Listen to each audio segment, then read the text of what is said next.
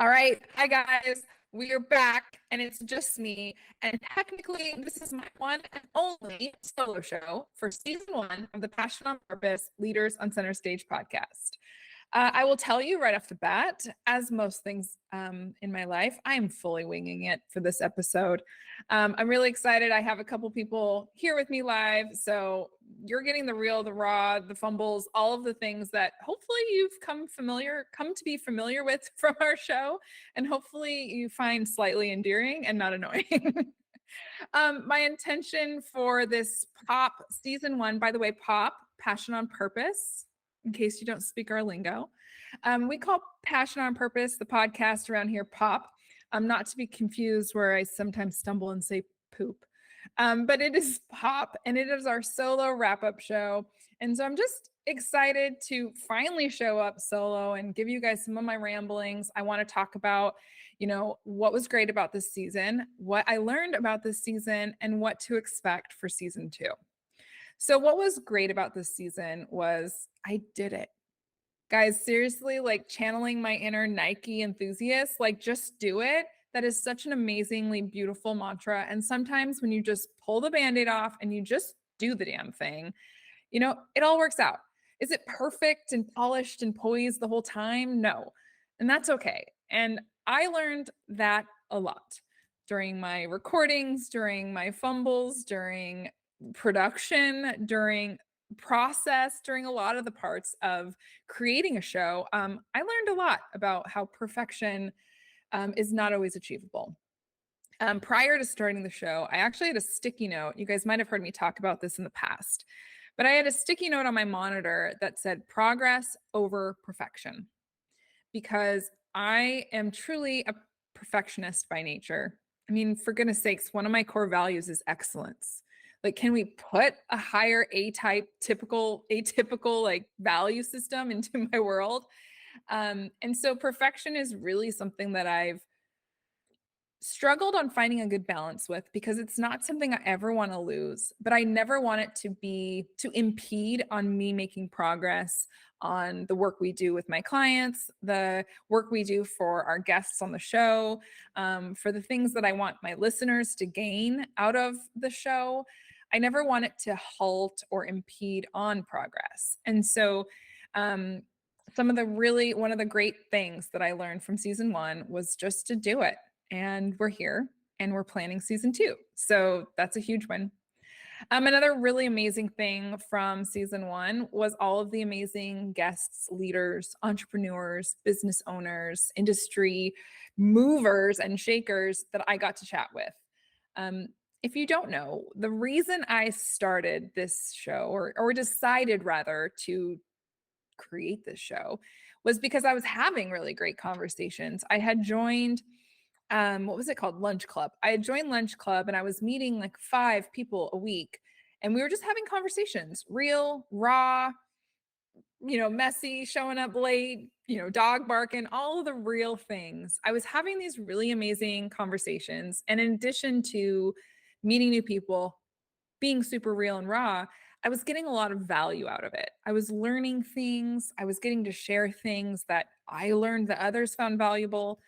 And what I really quickly realized was that it was all living here.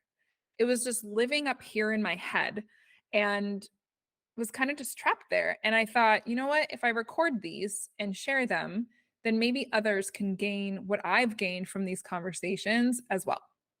And so, additionally, the great, amazing guests, I think, what did we figure out? 48 guests, almost 40. We had 50 episodes. I think our solo episodes ends up getting us at 50 episodes for season one. And I'm going to pat myself on the back, because I feel like, considering that this was just kind of a random thing to start, 50 episodes or nearing 50 episodes is something I'm super proud of.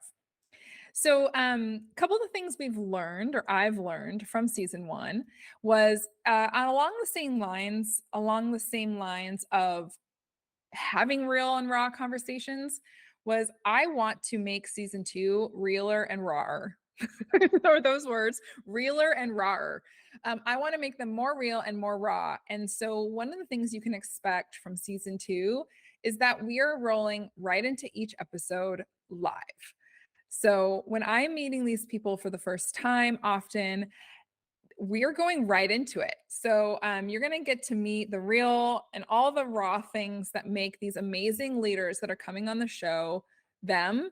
And then, of course, we're going to dive into, as we always do, the depth of this show. We're going to dive into the passion. We're going to dive into the purpose. And I'm going to really make sure that the leaders you get to hear from are giving you a lot of depth behind where they are and how they got there. Additionally, we learned some technical things. So my hope is that you will see through the evolution of the show that season 2 is a little bit crisper, cleaner, hopefully all around just a little bit evolved and a little more excellent, if I may say so. So one of the big things that we've changed for season 2 is we have an amazing podcast manager who has been helping me, who's going to be taking over production and is also going to be available for any of our guests, any of our listeners who need support accessing me, talking to me about the show, or anything technical. I'm so excited to just have grown the team in that way. And so that's a really great growth thing for us here on the show. And so for the third point, which is what can we expect from season 2? Are we jumping ahead? So what can we expect from season 2 that was different from season 3? And so the biggest things is that we are going to be having this more leaders. We're going to be diving in real and raw, like I mentioned. But then another thing that I was feeling we were really lacking, or I don't want to say lacking, because I think season 1 was great. I mean, like I said, let's pat ourselves on the back, be a little like, know that everything doesn't have to be perfect. I feel like season 1 was great, but I do feel like there was some lack of things that I want to bring to the table. So for season 2, we are going to continue to have our leaders on center stage. We are also going to have segments of Steph on center stage. So where I show up and I'm the spotlight and I just want to share things that are on my mind, things that are running themes that my clients are talking about, things that I'm struggling with, or maybe things I'm overcoming that I want to share tips with you on what worked for me. By no means do I want to come on and be some sort of expert or guru or coach. I just know that there are a lot of things that I see repetitively that if I can share with at least one listening ear and it makes a difference, why not get it out of this skull of mine and get it into your listening ears, and let's make some positive changes happen. So leaders on center stage, Steph on center stage, and then we are going to have experts on center stage. I'm so excited.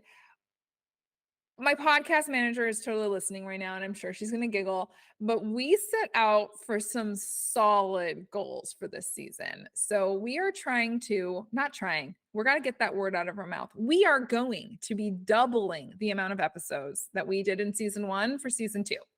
So we will have 50 leaders on center stage. We will have 25 solo shows from me, if not more. Maybe we're going to just kind of see how that one comes. And then I already have a beautiful lineup, nearing close to 25 experts in a variety of topics, variety of industries, variety of specialties that I want to bring to the table and let you guys learn from. Many of the experts that I will have on the show, I learned through season 1. They're not necessarily all returning guests. Some are.